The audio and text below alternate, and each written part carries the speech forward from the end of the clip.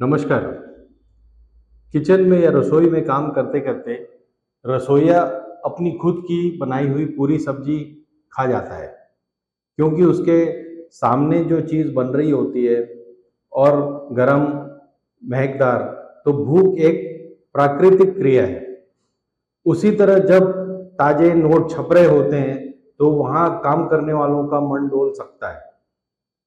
Fresh, कड़क, शानदार नए नोट किसे अच्छे नहीं लगते। गवर्नमेंट नोट प्रेस में काम करने वाले कर्मचारी भी पीने खाने का कोई ना कोई तरीका ढूंढ लेते हैं।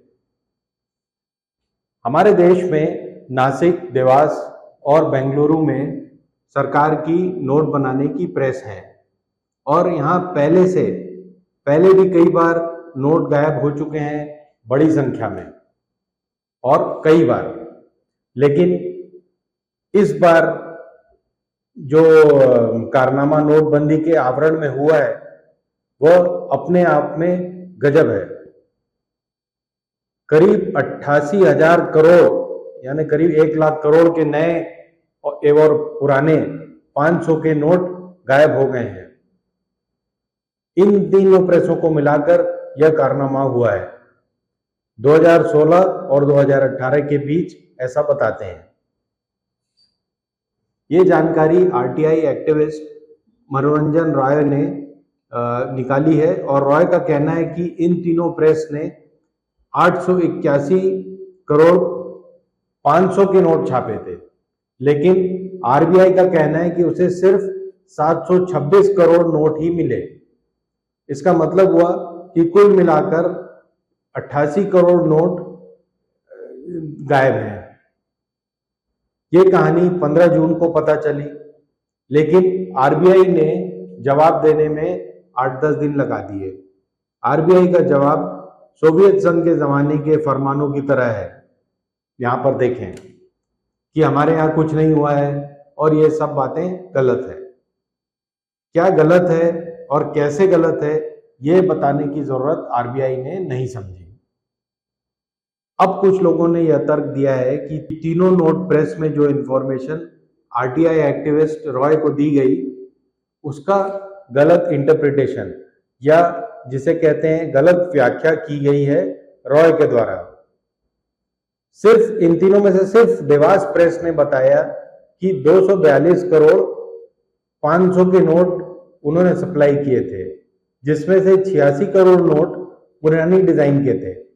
इसका मतलब है शेष 195 करोड़ नोट नई डिजाइन के थे। अब इन खोजियों का कहना है कि 500 के नए नोट जो देवास से छपे थे, उनकी गिनती में जो अंतर रॉय बता रहे हैं वह सही नहीं है।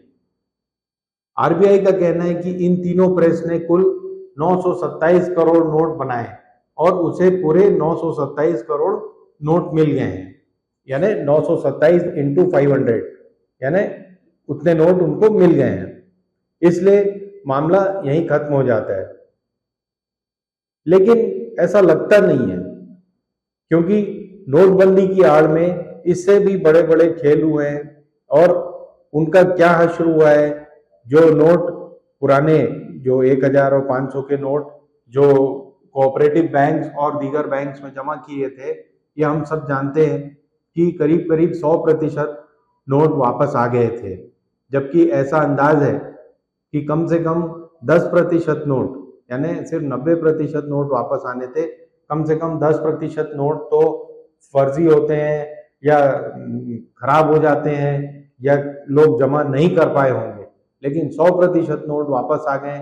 इसका मतलब है कि कोई ना कोई बड़ा खेल हुआ था। उसी तरह यहाँ पर भी जो फ्रेश नोट गायब हुए हैं इन तीनों प्रेस में से, हो सकता है 88,000 करोड़ के ना हो, लेकिन कोई बहुत बड़ा नंबर जरूर है। विचार करिए। हिंदुस्तान जिंदाबाद।